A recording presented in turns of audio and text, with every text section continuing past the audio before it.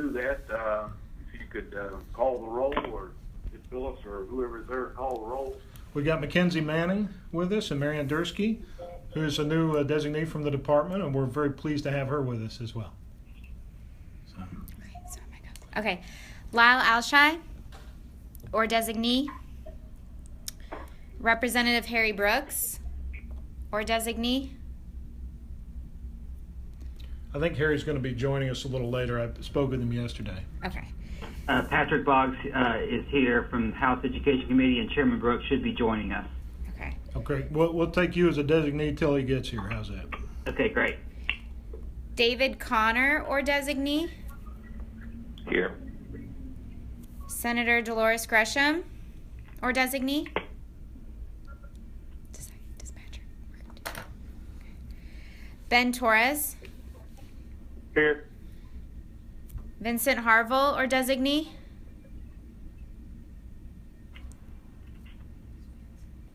Chris Henson, or designee. Sarah Hayburn, or designee. That's me. Dorsey Hobson, or designee. Karen King, or designee. Here. Okay. Candace McQueen, or designee. Marianne Dursky for Candace McQueen. Larry Martin, or designee. This is Greg Turner for Larry Martin. Thank you. Wayne Miller, or designee. I'm here. Mitchell Moore, or designee. Rick Nicholson, or designee. I'm here. Don Odom. Here. Lenice Rorick Patrick, or designee. Larry Ridings. Say again? Here. I don't know that one. I'm sorry. Larry Ridings. Here. Fielding Ralston. Here. Marianne Sparks, or designee. Okay, Comptroller Wilson, or designee. Hunter Zanardi. Linda Wesson, or Mike Dedman. Okay. Okay, Mr. Chairman, you've got a quorum. Okay, let me welcome everybody. Appreciate you being on the line and attending the important meeting here today. Let me just make a couple of remarks here as we begin. First of all, I think everybody recognizes that we had major improvements in the funding for K-12 for fiscal year 17. It was the largest increase we've had in the education budget that didn't involve a tax increase, so really significant improvement in K-12 funding. The budget, as you recognize, did mirror the request that this committee made, and while we can't expect to have this kind of win every time, it certainly feels goodwill to celebrate what we were able to accomplish last year. Today, what we would like to do is select our top 4 priorities and then authorize the staff to send a letter to the governor, the commissioner of F&A, and education detailing our priorities. The importance of this, getting this letter out now, will certainly give us a greater voice in the budget making process that will be starting or has started. So what we would like to do is get Nathan to run through the priorities that came in from the survey, and then have a discussion about the top 3 or 4 priorities that we would want to include in that letter. So with that, Nathan, I'll turn it over to you. Thank you, Mr. Chairman. We did have someone else just join us. Could you identify yourself? It's Michael with Senator Gresham's office. Okay, great. All right. I also am here. I think I was muted when I said here. It's Marianne Sparks. Oh, great. All right. Well, we're And pleased. also, Cliff Lippert is here for Lenise Workpatrick. All right. Well, great participation today. Thank you so much. So, as you know, we sent out a survey some time back. You remember the conversations that we had last year as we finished up the report and got it done. And always with the last minute changes and all of the calculations that seemed to come in the middle of October. This process today, obviously it doesn't short circuit the necessity under the law to do our report, which we will of course do. But I think my former legislative colleagues and certainly those who are involved in the business of building the executive budget in this state can tell you that if you are just weighing in on that process just prior to the 1st of November, you're about 5 to 6 months too late in some cases. And so we talked about it last year, and one of the sort of forward-looking steps we wanted to take was to go through this process today, pick out maybe our top 4 priorities, figure out what order we'd like to put those in, and at least get our priorities in front of the governor, in front of the commissioner of F&A, and in front of the commissioner of education in time that it would have some significant impact.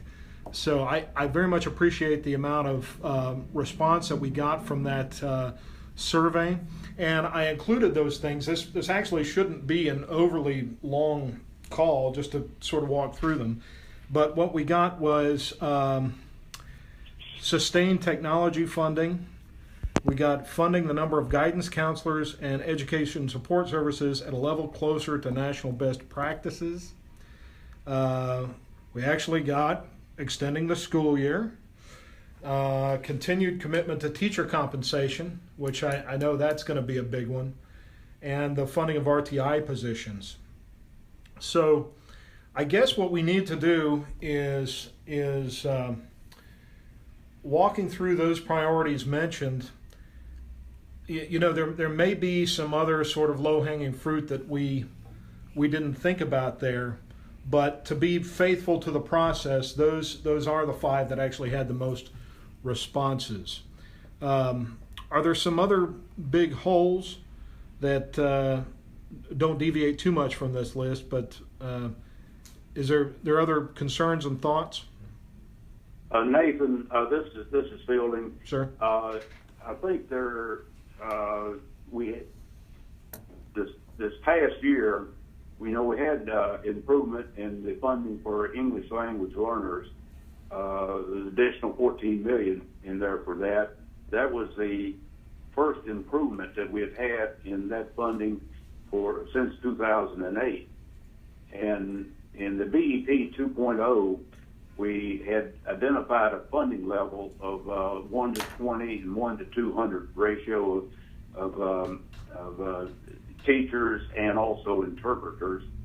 And the budget for this coming year, we moved that to 1 to 25 and 1 to 250.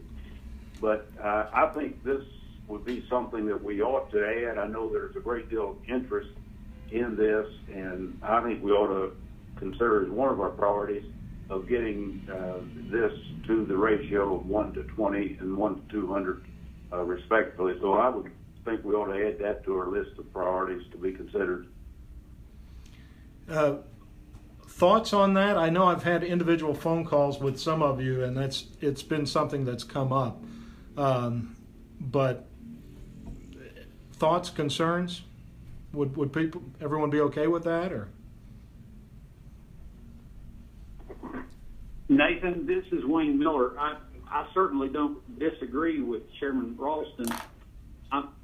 I guess a little guidance for me would help. We tried to last year follow a new pattern of just asking for a few things with hope of the potential of those being funded. And while those interpreters are critical and it does affect a lot of districts, those classified positions that are outside the BEP affects every single district. I've had a lot of conversations with folks in regards to that. So if we only get to address classified folks in one place, I just wouldn't want us to forget that. Sure, okay. Is the department, any thoughts or concerns of one of? Outside the BEP. Which positions could you, outside the BEP, which ones are you specifically referring to? Well, Nathan, for instance, nurses are funded, I believe it's, you get one every 700 or so students. So there are a lot of districts that are they may be funded for 1 or 2 nurses, and they've got 6 or 7 on staff because of the legal requirements around medication, special circumstances for diabetes, and there's several other pieces of legislation that have been implemented that requires medical care while kids are at school. So that's been a real priority, and I don't know of one district that's not staffed far beyond what the BEP outlines for the requirements of having a nurse. Even assistant principals that are now heavily involved in teacher evaluation that are funded at pretty sparse numbers. So, again, you find those positions or those additional positions in every district that are being funded 100% with local money. And part of what's driven that is legislation, but the reality of it is student need, and what a K-12 program looks like now is what's mandating it more than anything. Do you think there's a way to capture that within the number 2 there?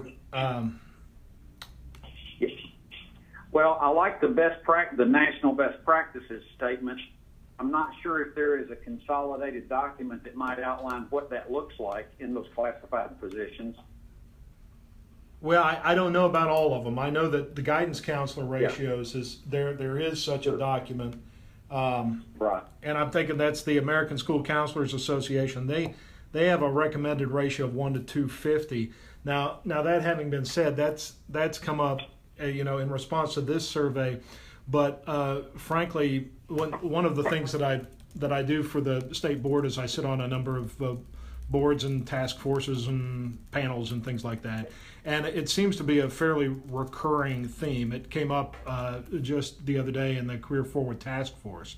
I know Chairman Brooks was there and present for that. So that one's showing up with some frequency. But, we can, this being a priority statement, you could, we could say something like funding the number of guidance counselors and other support services at levels closer to national best practices, and that way we're still on the record in favor of those things. Yeah. I appreciate it. I just wanted to get my nickels worth in regards to how many actual positions there likely are that didn't exist 5 to 10 years ago that would be easy to fall off the radar. Okay. This Larry Writings, I have a question. Yes, sir. Who's going to provide the information to whoever's going to calculate these costs as far as education support services? Who is included in that? And if so, somebody's going to have to be able to answer those questions for them. Right. It's. That's a good way to think about it. I don't think they've ever been in a position to pose too many questions to the BEP Review Committee before, just because it's been so far behind the actual process. So I think this is not envisioning sort of a granular detail, but more of these are our general priorities. Ye who put the budget together, please consider them.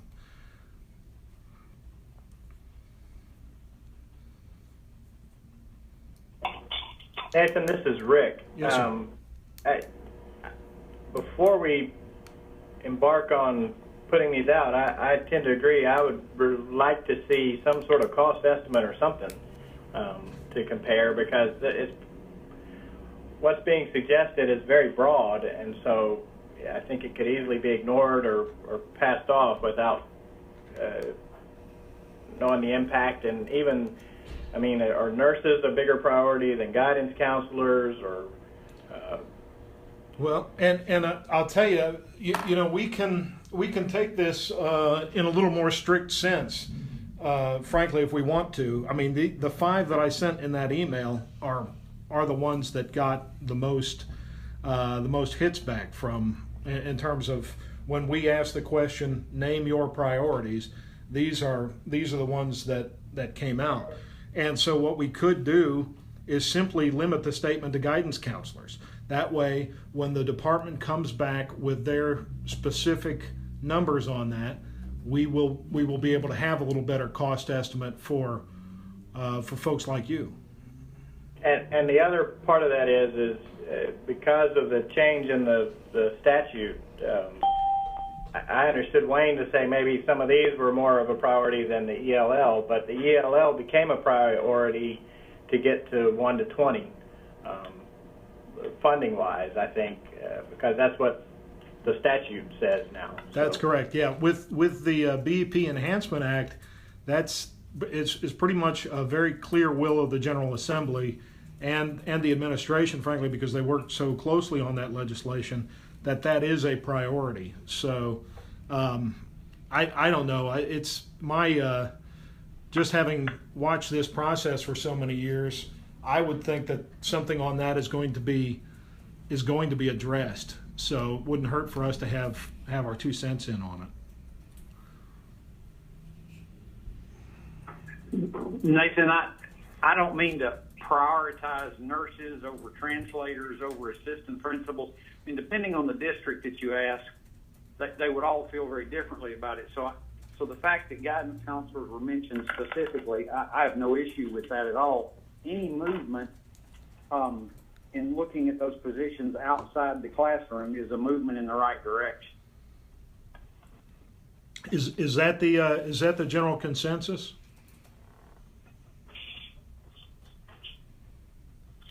I'm going to let silence prevail. I'm going to presume that that's the case. I know many of you, and none of you are shrinking violets. If you have something to say, you always say it. So,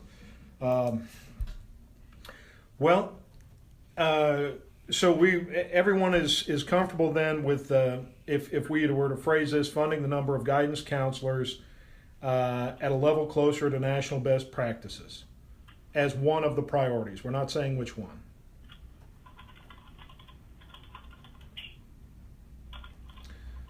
Okay, I think we'll move on to. Nathan. Yes, ma'am. Karen. Hey. Looking at the priorities right now, on the elementary guidance, it's a 1 to 500. Mm-hmm. So are we proposing to begin to scale down that ratio, or are we wanting to do a whole jump? Are we going to phase it in? Is the committee going to recommend us phase in, or are we going to look at? Well, we would be able to get into a little more granular detail on that in the report itself. The American School Counselor Association recommends 1 to 250. So if we simply say that as a body, as the will of this body, we would like the budget process to address this as an issue if funding allows, then we'd kind of leave it to them as to exactly how it would be done. I can't imagine a circumstance where F&A, the administration, or the department is going to propose a budget that does that at the expense of, in an irresponsible way, I guess is what I'm saying. So it's a matter of just sort of generally reflecting the priority. Thank you. Okay.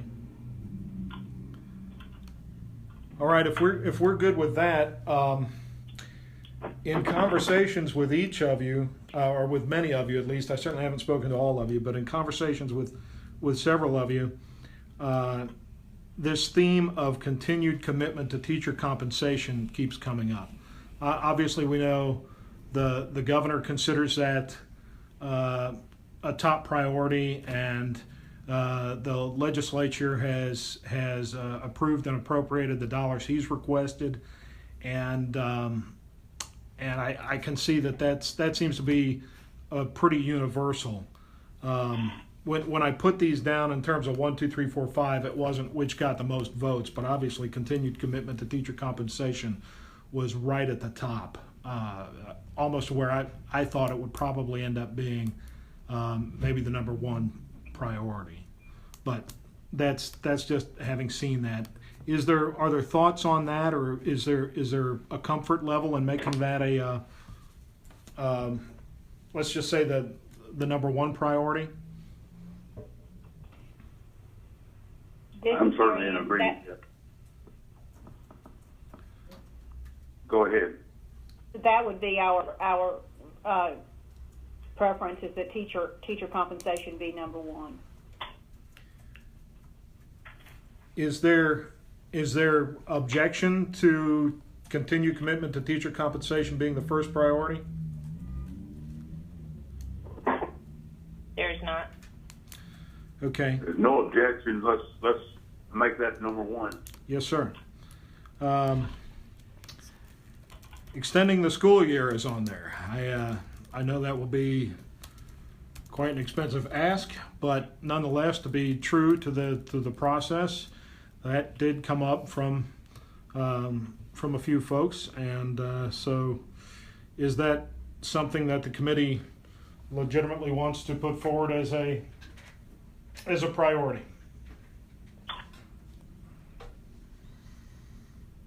Are you talking about paying more for a year-round calendar, or actually extending the 180 days?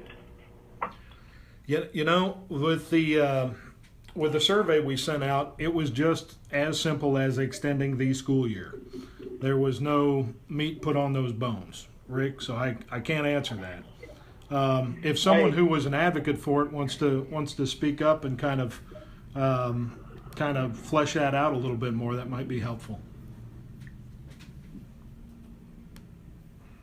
Nathan, this is Ben Torres. I wasn't an advocate for it, but one of my concerns is that right now we're working on funding the current school year and getting ratios where we want them, and I don't want to take away from those priorities.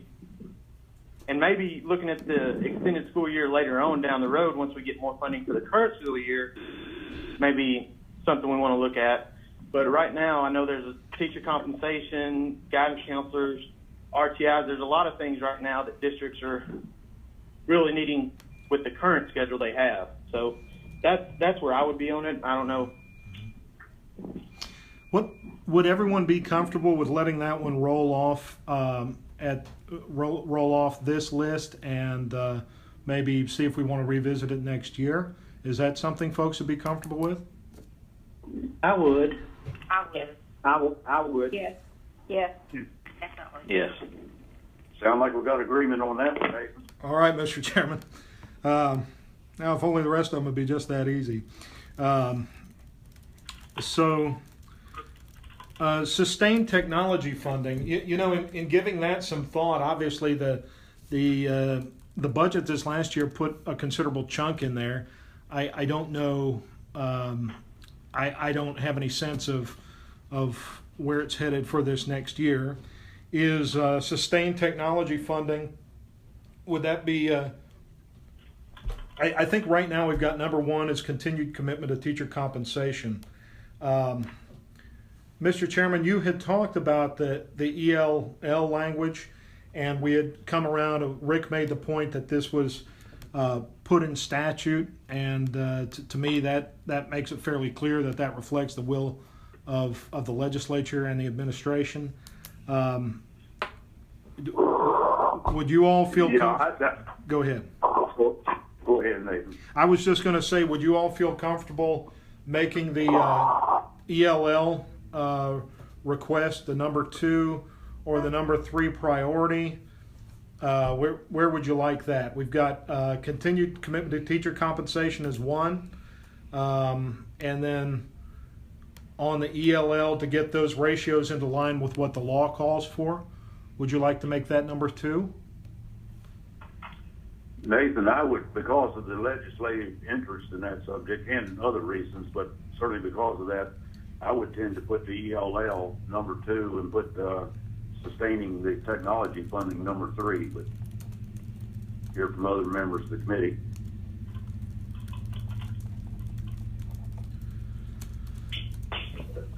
I think personnel might be a heavier lift for districts than than the technology. Not that it's not needed at all, but there is an E-rate component to technology, and there is no help for personnel. Okay. Karen, you can. That is true, and there are districts that there are districts that will not receive any funding if we put it in technology. If they're on baseline funding, they will not receive any additional help.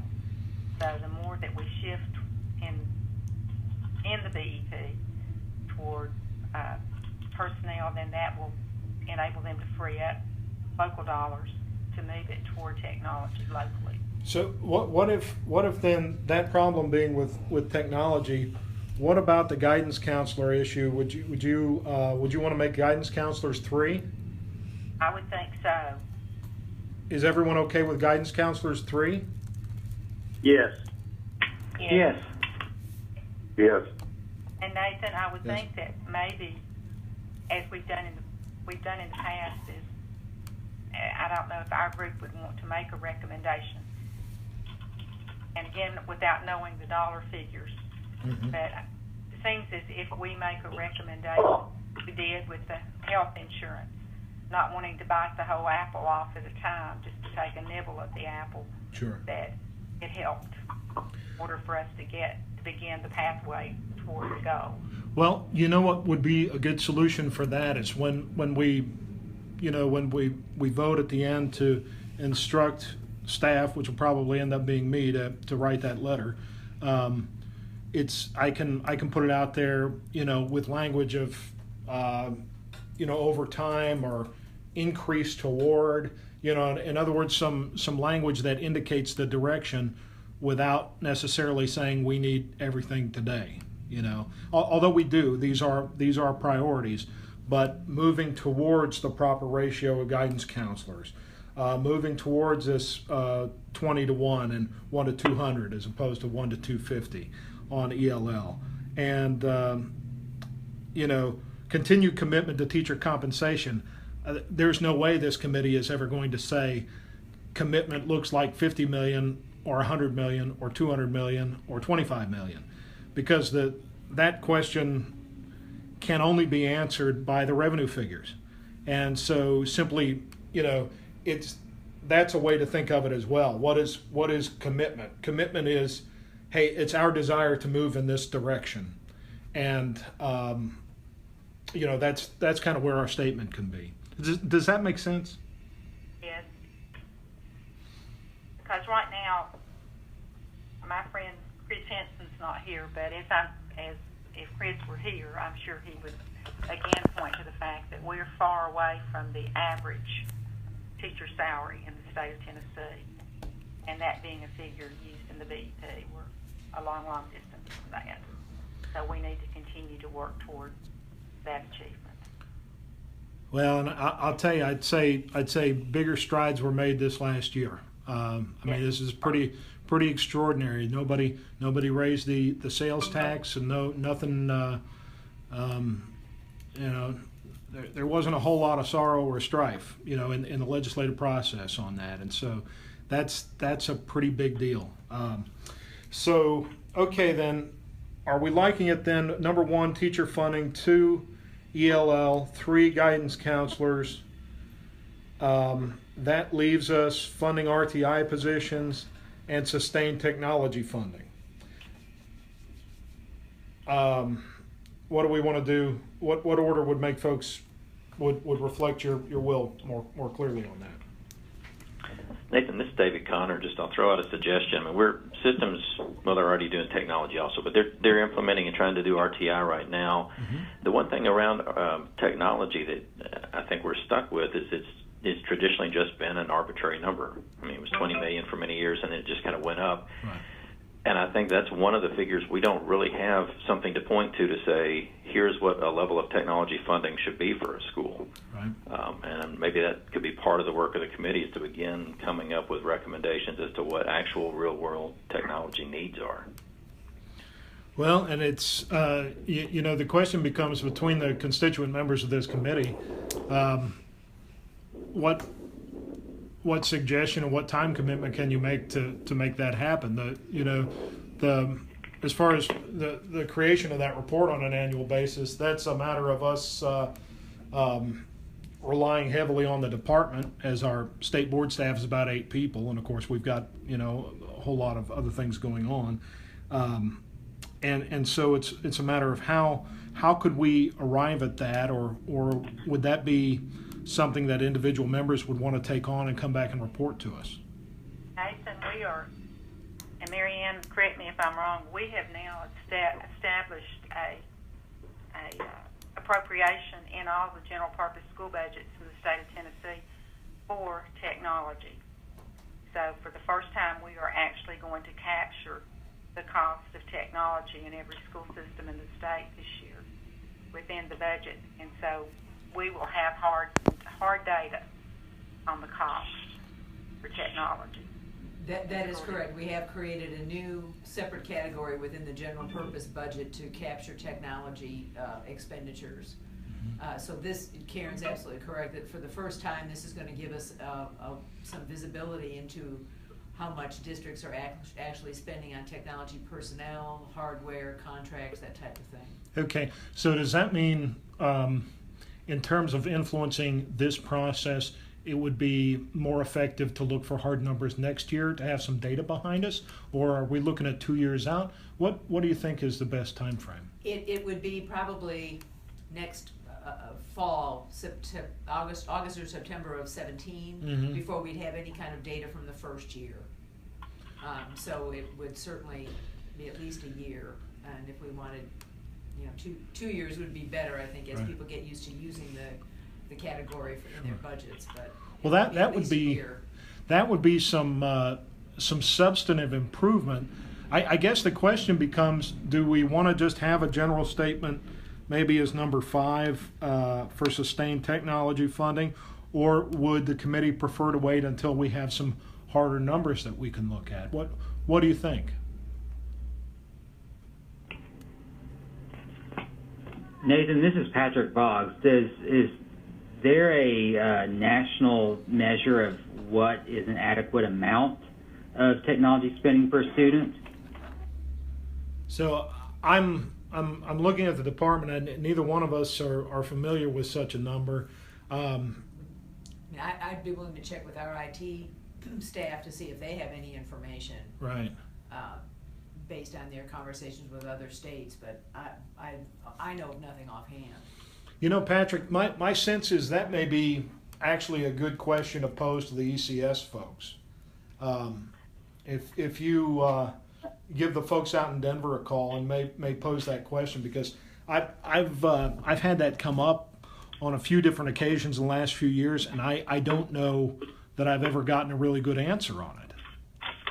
Nathan, right now in our current CEP formula, it's $20.84 per student.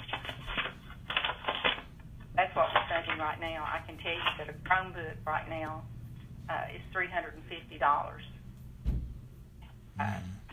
So we're a long ways from adequate. Yeah, from anywhere near where we need to be. Excuse me, my name is Tony Miller. I'm actually sitting in for Superintendent Hobson, and just thinking about what you guys just said in terms of the national average. Now, we've collected some data from the Council of Great City Schools, and the pure medium range is around $177 to $194 for IT spending per student. So just to throw it out there. Gosh, that's helpful. I'll tell you what, if you want to send me that report, I'd be happy to email it out to all the members. Will do. In the meantime, to get a sense of the committee, do you want to make sustained technology funding before or after funding RTI positions in the order?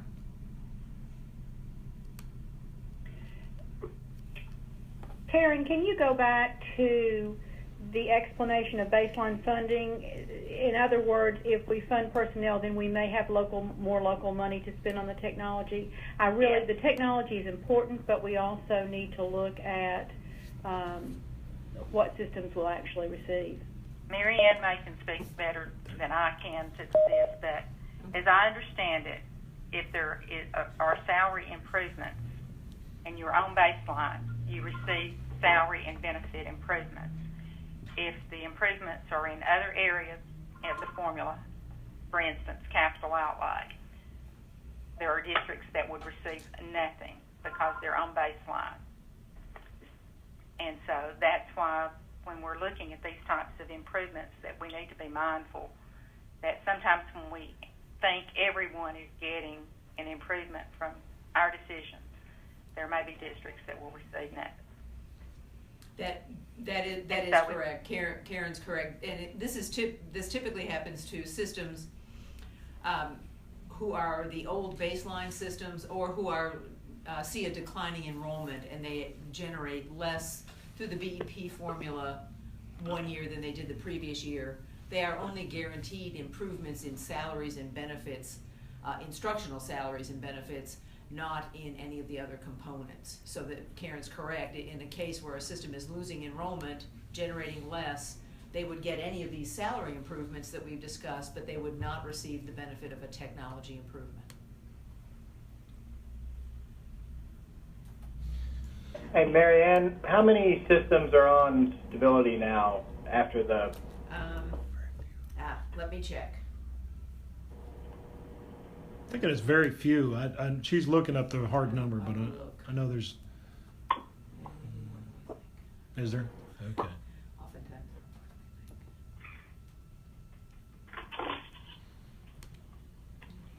She's looking up the number.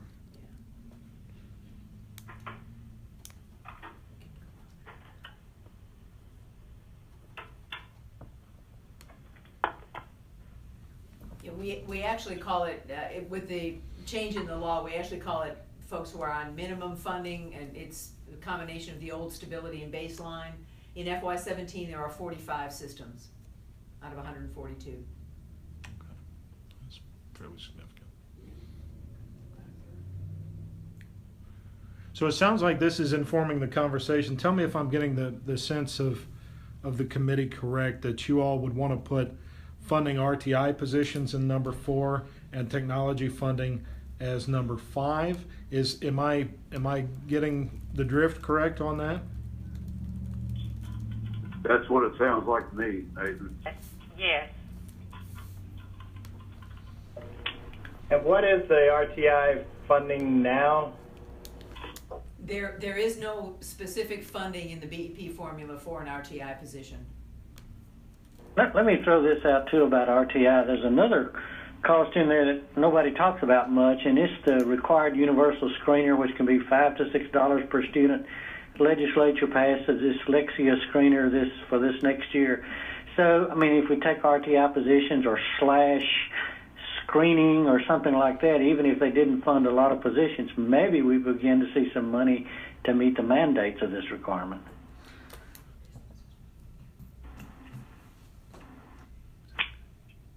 Yeah, I think that my thought on that, this is Mary Ann, sorry.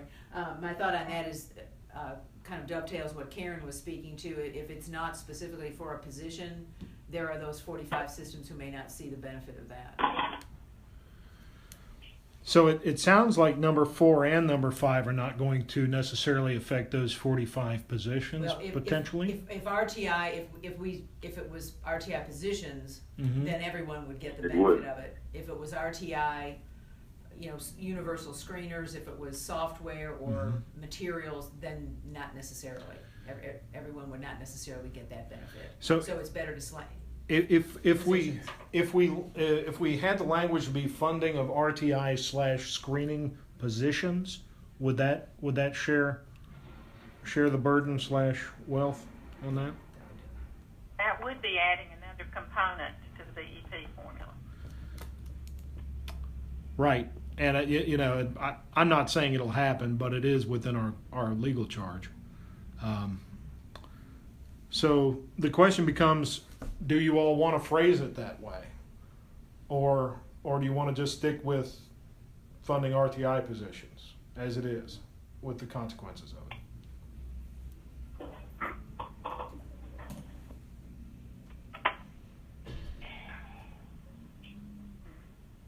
Nathan, I think I'd just stay with positions. recognizing that there are other costs out there, but you know there are a lot of other costs too that are not including in here.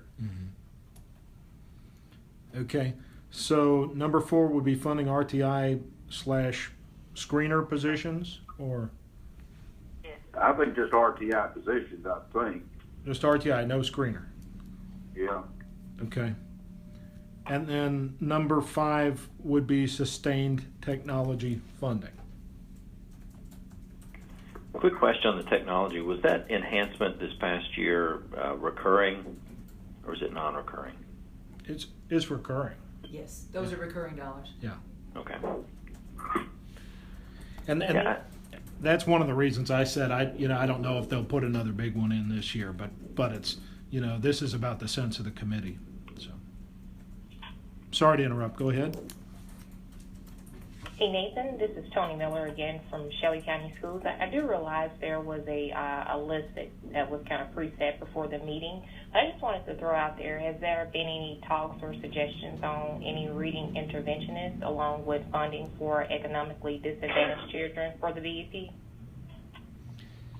Is that something that we could kind of throw around? I would say there's been conversation about it. The trouble is we surveyed all of the members and gave them 10 days or more to respond, and then we had to go through sort of the top 5 that they came back with.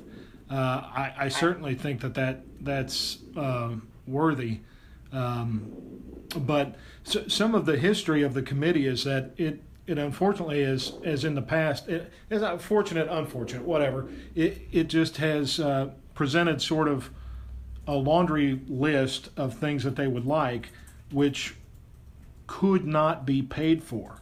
Literally be $500-600 million in requests every year.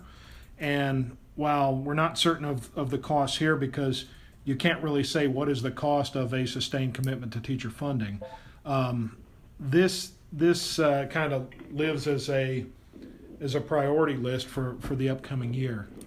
I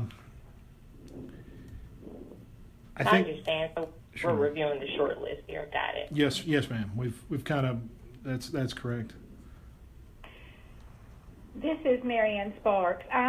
In looking at the priorities we've established so far, could you help me with the difference between the RTI positions and the ELL positions, knowing that all of our systems are required to follow through with the RTI mandate? ELL is different for different systems in terms of the need that they have. Well, and my understanding is that ELL is mandated in the BEP formula already. Am I wrong about that? No, it is. So, okay. I'm looking to wiser faces here on this. So is that something that you could address, the difference there? What, impact of ELL? The difference on ELL versus RTI? Well, I think that is true. RTI is something that every district is doing, and obviously ELL would vary considerably between districts depending on the number of students that fell into the ELL category that a district have. For example, Metro Nashville has a much higher population of EL students than some of its surrounding school systems. And so different systems are impacted differently by EL, whereas you are correct that every district needs to implement RTI. I think one of the differences with this is that ELL funding is in the state statute and is not, we are not funding it right now at the level in statute. The language in the statute gives us the ability to fund as funds are available, which is what we did this year. And so there is, I think, a desire to, at some point, fully fund that. And as the chairman mentioned this at the very beginning of the call, we've actually had no improvement from 2008 until this budget year, so it's kind of moving in that direction. Well, Mr. Chairman, I think the committee has come to their top 5 in the order they want them in. I I would ask, sir, unanimous consent to make the order number 1, teacher funding. That is to say, sustained commitment to teacher compensation. 2, ELL. 3, funding the number of guidance counselors at a level closer to national best practices. Number 4, funding RTI positions. And number 5, sustained technology funding. Okay, is there any objection to that order for the letter from staff to go to the various entities, the governor, commissioner of finance administration, and commissioner of education? Any objections to putting our priorities in that order, recognizing that we're going to come back, before November with a more detailed report, but I think it's useful to get these priorities out there as soon as we can. Any objections? No. Okay, good. Nathan, you've done well at guiding us through this, and I think that is kind of that's what we wanted to accomplish today. Anything else we need to discuss with this call? We do need to specifically authorize that the letter be created. So we've got the priorities in order, but I'd ask unanimous consent that would be authorized. You need a motion. Yeah, that's fine. Either way, it's motion or unanimous consent. I make a motion that we prioritize in this order. And authorize the issuance of the letter, right? Authorize issuance of the letter. Yeah. Is there a second? Second. Got a second. Okay. Any discussion or questions? Okay. All in favor, say aye. Aye. Aye. Aye. Aye. Any objections? Okay. Now we're legal, Mr. Chairman. Okay. Anything else, Nathan, that we need to address today? This is Larry Ridings. I wanted to wait until all this was over, so I didn't want to interfere with that. But there's something that I think the committee ought to take into consideration, and that is, over the past few years, there's been a lot of work, time, and effort put into coming up with these recommendations, and they either are acted upon or they're not. But we don't do anything after that year with them. We start all over again and reinvent the wheel. It seems to me that one of the first priorities we ought to have when we come back together the next year is to look at the recommendations we made the previous year and go through the status of those, either what happened to them, whether we're going to decide to keep them on as a recommendation or whether we need to get rid of them, or the legislature went ahead and acted on them and they're passed, and so we know what's happened when they're dispensed with and we can move on to something else.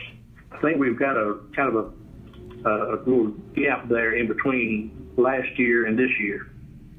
Does that make any sense? Mr. Chairman, I could address that. In our last BEP review committee meeting, that is precisely what we did. We went through all of the new legislation. We went through the priorities that we created last year and exactly how each one of them was dealt with. So that is great and timely advice, and I think we did accomplish that in our last meeting. I think would that be part of the report? Oh, I think it'd be great to include it personally. Yeah. And it'd be good to include, particularly this year, because we were so successful in getting those priorities addressed. Now, Larry, I think that you're concerned that there have certainly been years in the past when we had the laundry list of recommendations, and we did not come back and review those to the same extent that we did this year. Right. But, I think it would be good to include that in our report, to kind of an update of what happened the past year and then move forward to, what we're recommending for the new year.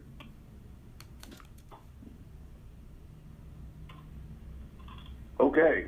I might make a request. I know just about a year ago as this process was going through, and we were taking in a different approach as far as making some really targeted priority requests. And there were news articles, and I know I got angry calls from some members and other people like that saying, why did you do away with all the recommendations in the past? And there have been items at different times. Some of them were the ones we're looking at addressing this year about ELL and guidance counselors and other things. But before we finalize a report, I think we ought to take some time in one meeting at least and review not just the things we asked for last year, which were very successful in achieving, but had there been priorities that have been listed in the report in years prior that we need to take a look, even if they're not top priority reports or top priority requests, that we need to continue to keep them as a part of the overall report. Okay. We can take a look at those as we prepare the final report. Okay. Anything else? Any other questions, suggestions? Okay. If not, we will plan to adjourn, and certainly appreciate everybody's participation.